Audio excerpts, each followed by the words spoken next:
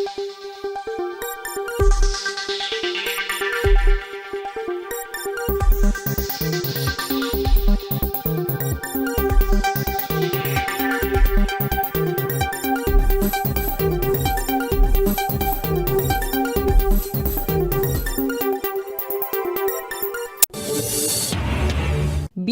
Passport যে কারণে ফেরত দিয়েছে ভারতীয় হাইকমিশন। জানাবো শ্যামলকে বাসা থেকে তুলে নিয়ে যাওয়া প্রসঙ্গে যা বলল সেনাবাহিনী। বিপ্লবের পর বাংলাদেশ একটি নতুন জাতির কল্পনা ডক্টর ইউনূসের। নির্বাচনের সময় নিয়ে সেনাপ্রধান মতামত দিয়েছেন, জানালেন প্রধান উপদেষ্টার প্রেস সচিব। জানাবো গুম হওয়া বিএনপি নেতার ভাইকে তুলে নেওয়ার অভিযোগ পরে মুক্ত। সর্বশেষ থাকছে বিদেশি পর্যটকদের জন্য ভিসা প্রক্রিয়া সহজীকরণের আশ্বাস স্বরাষ্ট্র উপদেষ্টার। জানাবো 20,000 পাসপোর্ট যে কারণে ফেরত দিয়েছে ভারতীয় হাইকমিশন। ঢাকাস্থ ভারতীয় হাইকমিশন ভিসার জন্য আবেদনকারী 20,000-এরও বেশি বাংলাদেশের পাসপোর্ট ফেরত দিয়েছে। ভিসার জন্য বিক্ষোভ ও হাইকমিশনকে হুমকি দেওয়ার জেরে এই পদক্ষেপ নেওয়া হয়েছে বলে ভারতের ডিজিটাল প্ল্যাটফর্ম দ্য প্রিন্ট এর এক প্রতিবেদনে তথ্য উঠে এসেছে। মূলত গত আগস্টে ছাত্র জনতার গণ আন্দোলনের মুখে বাংলাদেশের প্রধানমন্ত্রীর পদ থেকে শেখ হাসিনা পদত্যাগ করে ভারতে পালিয়ে যাওয়ার পর থেকেই ভারতীয় হাইকমিশনের ভিসা পরিষেবা বন্ধ রয়েছে। আপাতৎকালীন এবং চিকিৎসার প্রয়োজন ছাড়া আপাতত বাংলাদেশের নাগরিকদের ভিসা দেওয়া। জানাবো শ্যামলকে বাসা থেকে তুলে নিয়ে যাওয়া প্রসঙ্গে যা বলল সেনাবাহিনী। রাজধানীর শাহিনবাগ থেকে সাইফুল ইসলাম শ্যামল নামে এক ব্যক্তিকে সেনাবাহিনীর সদস্য পরিচয়ে তুলে নেওয়ার অভিযোগ করেছে তার পরিবার। এ নিয়ে কয়েকটি গণমাধ্যমে সংবাদ প্রকাশিত হয়েছে। পরিবারের অভিযোগ ও গণমাধ্যমে প্রকাশিত সংবাদের প্রেক্ষিতে এক ফেসবুক পোস্টে নিজেদের অবস্থান তুলে ধরেছেন বাংলাদেশ সেনাবাহিনী। রাজধানীর শাহিনবাগ এলাকা থেকে জনাব সাইফুল ইসলাম শ্যামল নামে এক ব্যক্তির বিরুদ্ধে একাধিক চাঁদাবাজির অভিযোগ থাকায় জিজ্ঞাসাবাদের জন্য নিকটস্থ সেনাবাহিনী ক্যাম্পে নিয়ে যাওয়া হয়।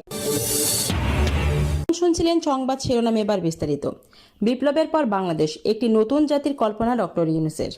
নোবেল বিজয়ী অধ্যাপক ডক্টর মোহাম্মদ ইউনূস জুলাই আগস্টে ছাত্র নেতৃত্বাধীন বিক্ষোভের পর বাংলাদেশের অন্তর্বর্তী সরকারের প্রধান উপদেষ্টা হিসেবে দায়িত্ব গ্রহণ করার পর তার জীবনের গতিপথ পরিবর্তন হওয়ার আভাস দিয়েছেন।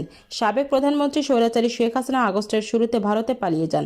কয়েক হাজার বিক্ষোভকারী তার নেতৃত্ব এবং সরকারি চাকরিতে কোটা পদ্ধতির বিরুদ্ধে প্রতিবাদ করে তার বাসভবনে ঢুকে পড়েন। সেই সময়ে ডক্টর ইউনূস গ্রীষ্মকালীন অলিম্পিকে যোগ দিতে প্যারিসে অবস্থান করছিলেন। প্রায় 5,000 মাইল দূর থেকে তিনি এসব ঘটনা দেখছিলেন। তিনি তখনও অর্থ আত্মসাতের অভিযোগে বাংলাদেশের সম্ভাব্য কারাগারের মুখোমুখি হয়েছেন, যেটি তিনি হাসিনার রাজনৈতিক মামলা বলে অভিযোগ করেছিলেন। তিনি যখন বাংলাদেশে আইনি ঝামেলায় জর্জরিত, তখন বিশ্ব নেতাদের মধ্যে যুক্তরাষ্ট্রের সাবেক প্রেসিডেন্ট বারাক ওবামা থেকে শুরু করে জাতিসংঘের সাবেক মহাসচিব বান কি মুন পর্যন্ত সংহতি প্রকাশ করেছিলেন। কিন্তু 5 আগস্ট শেখ হাসিনা ক্ষমতাচ্যুত হওয়ার কয়েক ঘন্টা পর ডক্টর ইউনূসের কাছে একটি ফোন যায়। তাকে অন্তর্বর্তী সরকারের বিশেষ উপদেষ্টা হিসাবে দায়িত্ব পালন করতে বলা হয়। তিনি নিউ ইয়র্ক সিটিতে জাতিসংঘের সাধারণ পরিষদে বক্তব্য দেওয়ার পর গ্র্যান্ড হায়াত গ্র্যান্ড সেন্ট্রালের একটি স্যুটে যুক্তরাষ্ট্রের পাবলিক ব্রডকাস্টিং সংস্থা এনপিআর এর সাংবাদিক মিশেল মার্টিনকে দেওয়া এক সাক্ষাৎকারে বলেছিলেন যে এটি খুবই অদ্ভুত ঘটনার মোড় ছিল। গত 27 সেপ্টেম্বর নেওয়া সাক্ষাৎকারটি সোমবার প্রকাশ করেছে এনপিআর। সেখানে অন্তর্বর্তীকালীন সরকারের দায়িত্ব গঠন, বাংলাদেশের বর্তমান পরিস্থিতি, ভবিষ্যৎ রাষ্ট্রটি কেমন হবে, এছাড়াও বিভিন্ন বিষয় সম্পর্কে জানতে চেয়েছিলেন মিশেল মার্টিন। সাক্ষাৎকারটি নিচে তুলে ধরা হলো। মিশেল মার্টিন বলেন, গত গ্রীষ্মে যখন আমরা কথা বলছিলাম, আপনি দুর্নীতির অভিযোগে বিচারাধীন ছিলেন এবং এখন আপনি বিশ্বমঞ্চে বাংলাদেশের প্রতিনিধিত্ব করছেন। এসব কিছুর ঘটনার পালাবদল। নিজেকে এই অবস্থানে পেয়ে অবাক হচ্ছেন কি? ডক্টর মোহাম্মদ ইউনূস বলেন, ঘটনার খুবই দ্রুত এবং অদ্ভুত পালাবদল। আমি প্রধান উপদেষ্টা হিসেবে শপথ নেওয়ার আগে প্যারিসে ছিলাম। আমি দেখার চেষ্টা করেছিলাম যে আমি ফিরে যাব কিনা, আমাকে গ্রেফতার করা হবে, কারণ তিনি আমার উপর রাগান্বিত হবেন এবং আমাকে জেলে পাঠাবেন। তাই ভেবেছিলাম ফিরতে দেরি করব। আর হঠাৎ বাংলাদেশ থেকে একটা ফোন পেলাম যে তিনি এখন চলে গেছেন। আমরা চাই আপনি সরকার প্রধান হন। এটি একটি বড় চমক ছিল। মার্টিন বলেন, আপনি যখন ফোনটি পেয়েছিলেন তখন আপনার মনে কি হয়েছিল? ইউনূস জানান, দেশ পরিচালনায় আমার আদৌ যুক্ত হওয়া উচিত কিনা। এটা খুবই কঠিন রাজনৈতিক পরিস্থিতি, কিন্তু যখন ছাত্ররা আমাকে ডেকে ব্যাখ্যা করলো যে পরিস্থিতি কি, অবশেষে আমি বললাম, হ্যাঁ, তোমরা এর জন্য জীবন দিয়েছ। তোমরা যদি জীবন দিতে পারো তবে আমি আমার সব অন্যান্য বিবেচনা বাদ দিতে পারি। আমি তোমাদের সেবা করতে পারি, আমি এটা করব।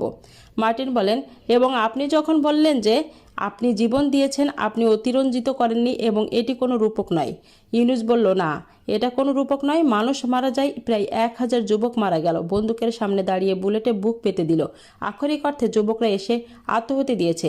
তারা যখন বিক্ষোভে যোগ দিতে তাদের বাড়ি থেকে বের হচ্ছিল, তারা তাদের বাবা মাকে বিদায় জানাচ্ছিল, তারা তাদের ভাই বোনদের বিদায় বলছে, আমি হয়তো ফিরে আসব না। এটাই সেই চেতনা যার মধ্যে পুরো ব্যাপারটা ঘটেছে। অবশেষে এটি এতটাই অবিশ্বাস্য ছিল যে প্রধানমন্ত্রী দেশ ছাড়ার সিদ্ধান্ত নেন, কারণ পুরো জনতা তার বাড়ির দিকে আসছিল।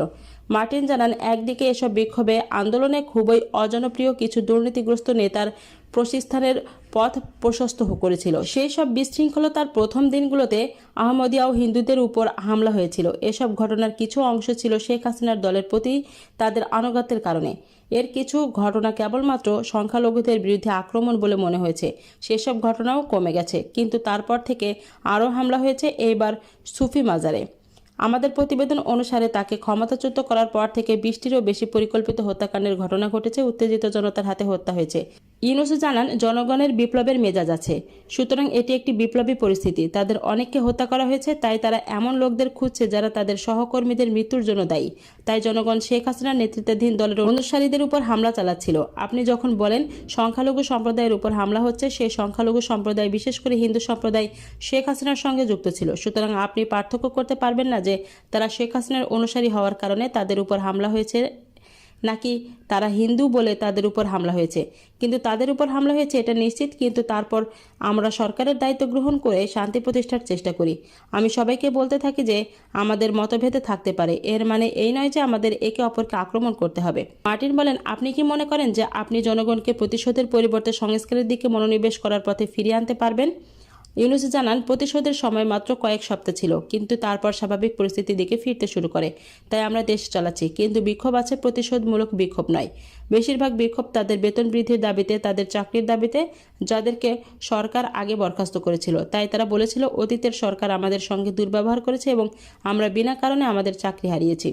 কারণ আমরা অন্য রাজনৈতিক দলের সদস্য, তাই বঞ্চিতরা সবাই তাদের দাবি মেটানোর চেষ্টা করছে। আমরা তাদের বোঝানোর চেষ্টা করেছিলাম, দেখুন এগুলো আপনাদের 15 বছরের ক্ষোভ, আমরা 15 দিনের মধ্যে এটি সমাধান করতে পারি না।